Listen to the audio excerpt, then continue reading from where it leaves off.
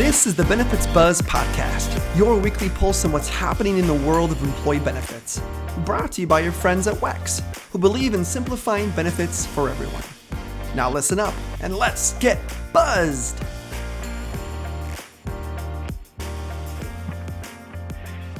Hi everyone, welcome to another episode of Benefits Buzz. I'm your host, Nathan Coverstone.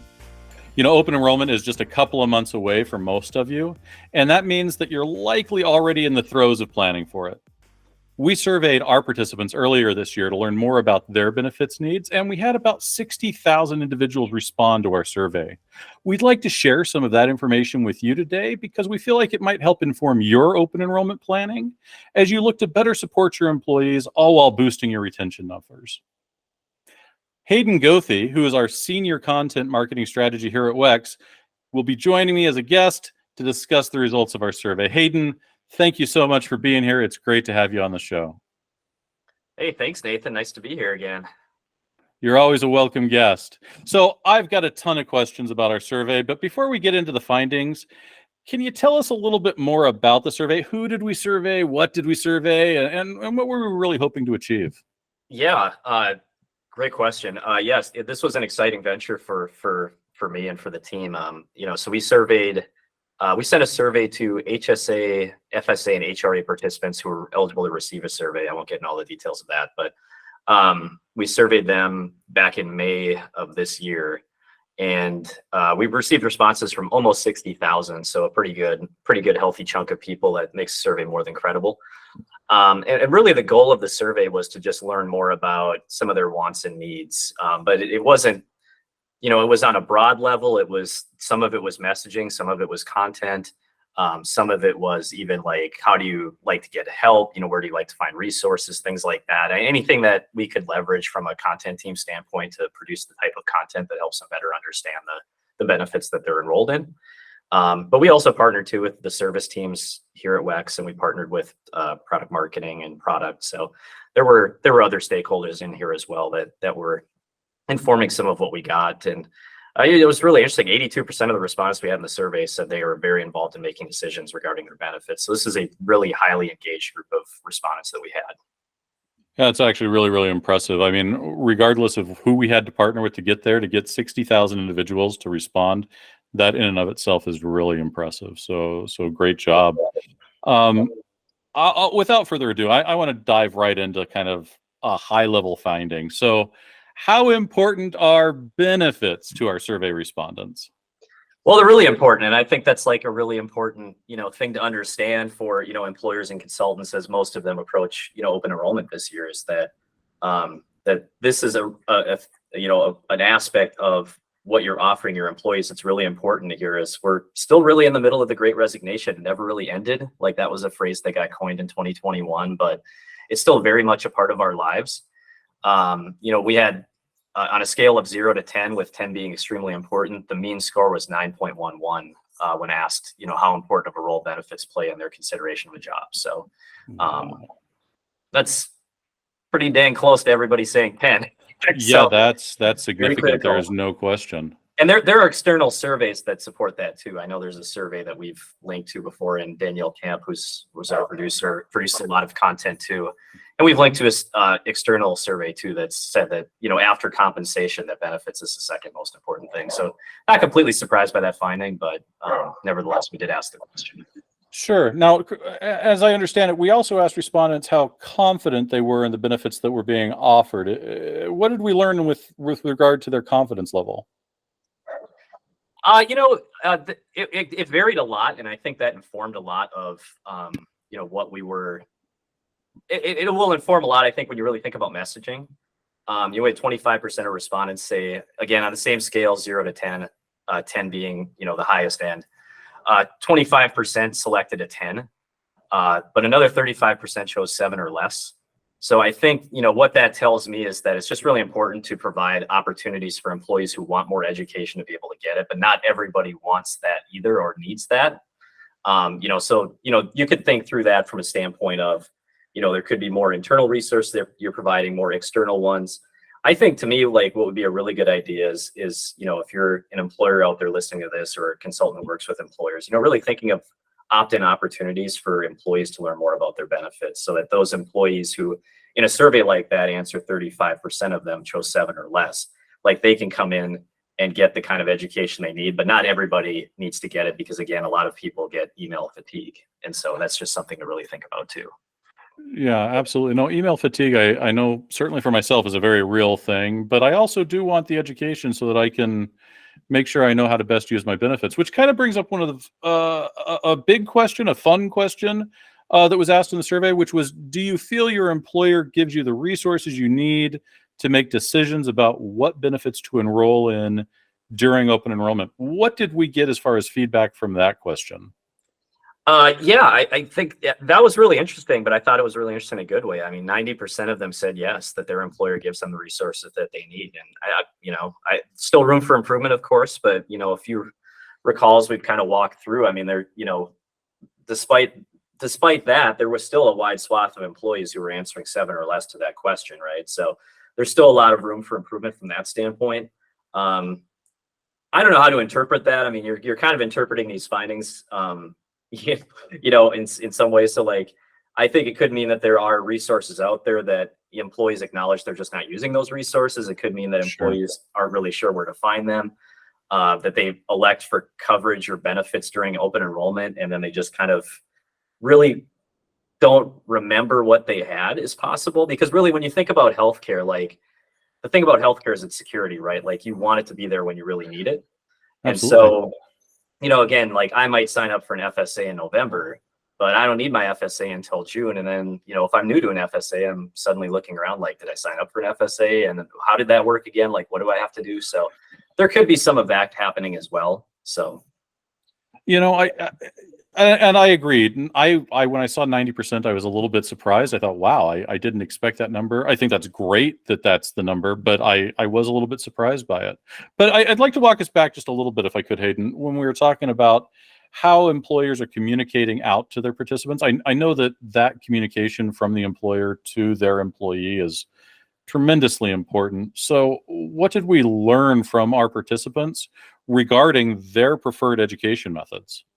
yeah, email is king. I mean, email was far and away the number one method that participants were choosing when asked, what kind of method they would like to receive education from. Handouts and Google search were also really popular. Blog posts and YouTube were not far behind those. So that was basically the top 5 among those options. But selfishly exciting answers for myself and our team, because Google search, blog posts, YouTube, I mean, those are things we're all pretty heavily involved with. So that was good to know. But again, I think that direct email was was the number one choice pretty clearly. With What about service options? Did they have any clear preferences there? They did. I think it's kind of a mix, as we all know with service. That's some of the challenge with service is, that everybody, we all kind of consume information differently today. But yeah, when you get back to like, how they would like to get answers to their questions, the clear top 2 were search and read an article and email. So again, email was really high up. Search was really high up again. So I think that speaks to a lot of the importance of like self-help. Like at WEX, for example, we have a participant knowledge base where participants can go onto our website and search help articles to find the help that they need. But again, those other options too, like phone call, chat, search and watch a video, those were all pretty high in terms of responses too, which just kind of speaks to like really important to offer like a diverse set of service methods. Because again, there are people who love to call in and get the answer they need via phone call. And then there are some people who are like, that is, we've all talked to people, right? That is like the last thing some people want to do from a service perspective is have to make a phone call. Again, offering those diverse methods is really important. Yeah, I completely understand and agree with what you're saying, Hayden. I think to have that multi-pronged, multi-tiered kind of approach so that really employees can educate themselves in a way that is most convenient and conducive to their learning is going to be the key to success for all of our various clients. Absolutely. So the next finding I also found to be very, very interesting. We asked how many of you feel your benefits address all of your needs. So beyond just education, we're actually now starting to dig into questions around are the benefits you're actually being offered what you need to be successful in your life or to meet whatever life requirements are for those individuals. What did we find out, or what did we learn from that question? Yeah, this was interesting. We did have a few questions where we had an open forum, so they would answer a question like that, and then if you said no, they don't meet all of your needs, here are some answers, or what is missing, right? And we just recently published a blog post on this topic too, so I would encourage you to check out the benefits blog on our website if you want to read more about it. But we had participants, 77% said that their benefits address all of their needs, so that means 23% said that they don't. And so from that 23%, they were invited again, like, what's missing? What are you missing? I would say that the common thread, of what was missing was just choice. It wasn't necessarily like, I want a high deductible health plan, I want a low deductible health plan, I want an FSA. It was really like, I want the option to choose those things. And so, we do have, there is data, not, more national data around like what percentage of employers offer, for example, just looking at the health plans, like a high deductible health plan versus a traditional health plan. Like some employers offer both, some employers only offer one or the other. I would say that choice was a pretty common thread in that, we did have some people say, hey, I only get offered an FSA, but I want an HSA. We had some people say, I only get offered an HSA, but I want an FSA. The other ones that showed up a lot were dental, vision, and wellness. And some of that too some of it was, yeah, I want dental coverage, but some of it was, I need more robust dental coverage, or I need more robust vision coverage. So, those were the 5 common ones that showed up, were really deductibles, the savings accounts, dental, vision, wellness, but choice was a very common thread with all of it. That resonates to me. I can't think of any example in my life where I don't appreciate or value having a choice, especially when we're talking about things that are definitely going to impact my life. So I think it's worth calling out that if you have the opportunity as an employer to provide choices, benefit options, you may find that your employees are really appreciative of that. Absolutely. Now, I also understand that we asked about what was one benefit that they would like to learn more about, and I'm really excited to hear how they answered that question, because I'm always curious to know what's on the top of people's minds as far as what they're really looking for. Yeah, this was an interesting response too. We had health savings account was number 1. No surprise there, I suppose. Yeah, I don't know. It's interesting because like the next 2 that come to me are like less popular accounts, like they're not as commonly enrolled in. So like, I'm not sure how to interpret that. So HSA was number 1, and from popularity standpoint, I could see where that would happen. But then after that, it was lifestyle spending account and pet insurance, Really, which are less engaged in accounts. So I think part of it, when you think about HSAs, which is something that we all in this call have spent a lot of time talking about, they cover so much ground that some people are using them for immediate needs. Some people are using them as long-term savings accounts. Some people are investing their funds. Like I've started investing my funds. So they kind of operate like 401k in that way. And I think all that flexibility does lead to a lot of people maybe being confused about how to use them, or they've used them one way and they want to learn how to use them another way.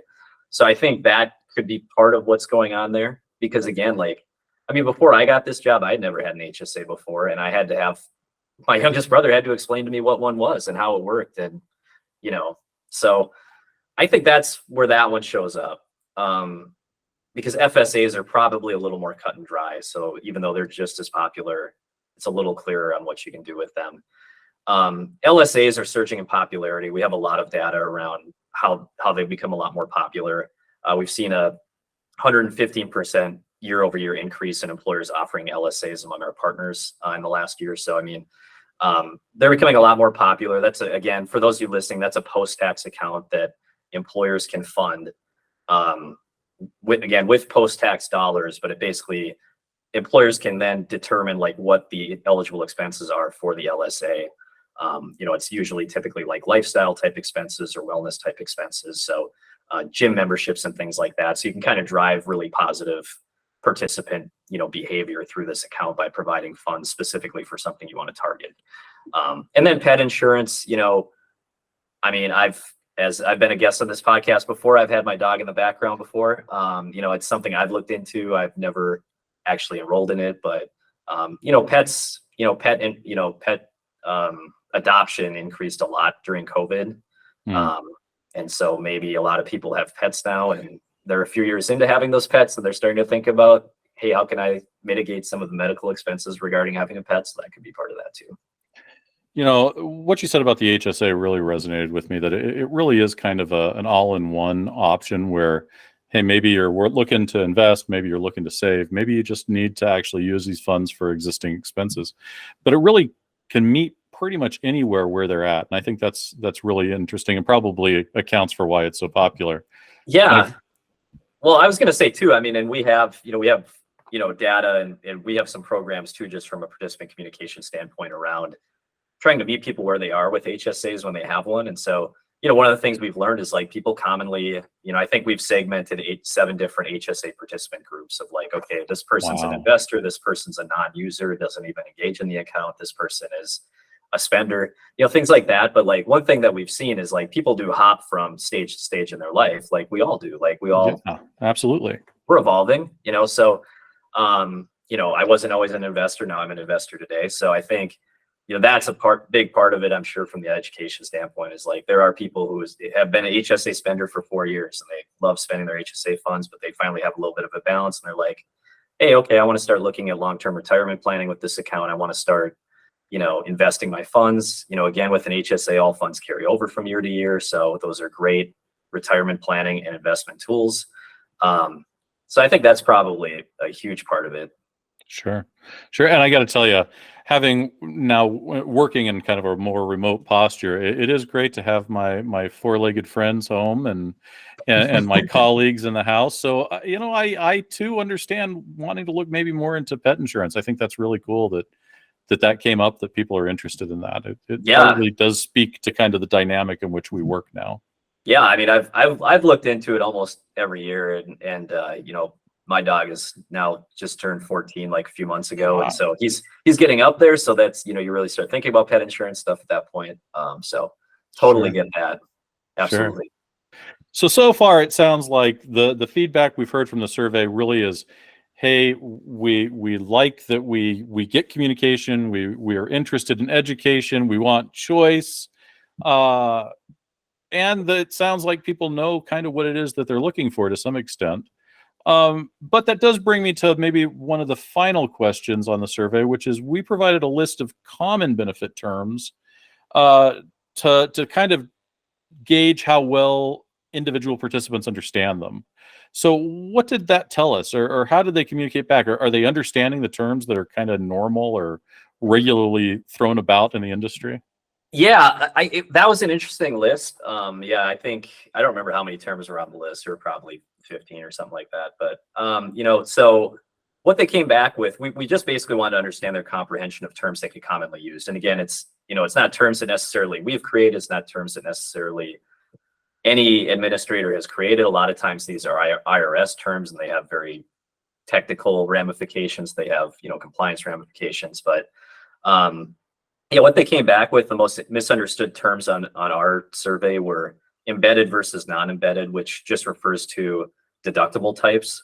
That was followed by substantiation, which is a really common term that gets used, just to define substantiation. That's, you have to provide, it's the process of providing documentation to prove that an FSA claim is eligible for FSA funds. So, an explanation of benefits is commonly what that would be. But, that's definitely, when I see a term like that as being misunderstood, that definitely gets me thinking about content opportunities again. Like, there's an opportunity here to educate an audience of what substantiation is, because, you need, and if you're going to use that term, you probably do need to spell out a little bit more of like what it actually means, because it's not totally understood. But again, that's probably the cleanest way of saying it without writing really long sentences explaining it. So, so again, just food for thought. But, co-insurance was high up there as well. Explanation of benefits, which again is like a document that you can use to substantiate an FSA claim that typically has all of the information that's needed to substantiate a claim as determined by the IRS. So I think, my takeaways from those terms, again, if you're going to use those terms, just really think about like, okay, you can't probably just throw out substantiation without providing some sort of context. You can't throw out co-insurance without some sort of context. I think the audiences would appreciate that is what they're telling us. Yeah, I think that's fair. And to be candid, Hayden, before I worked at WEX, I didn't understand what substantiation meant, or certainly I didn't know what an explanation of benefits was.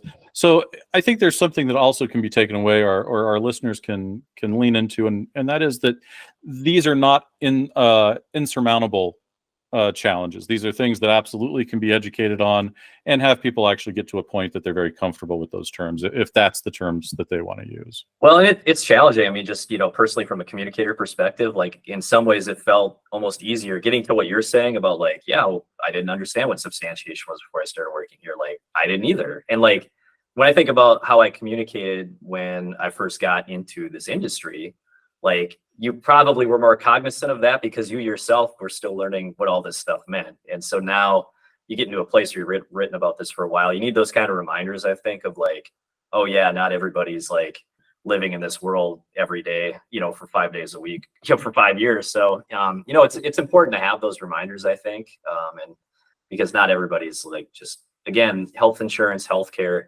you want it when you need it. You might spend months not thinking about it. Hopefully you spend longer than that. So it's good to have this kind of information to kind of support what we're doing.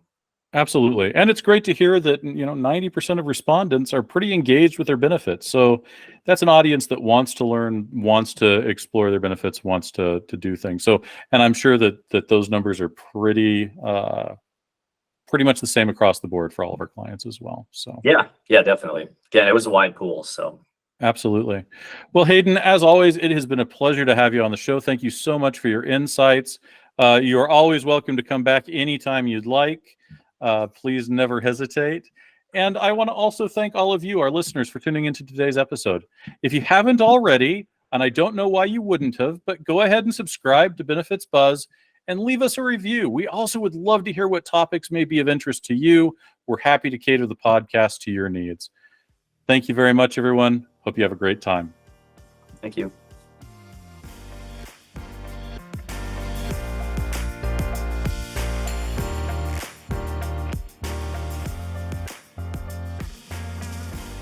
WEX is in the business of simplifying benefits for everyone.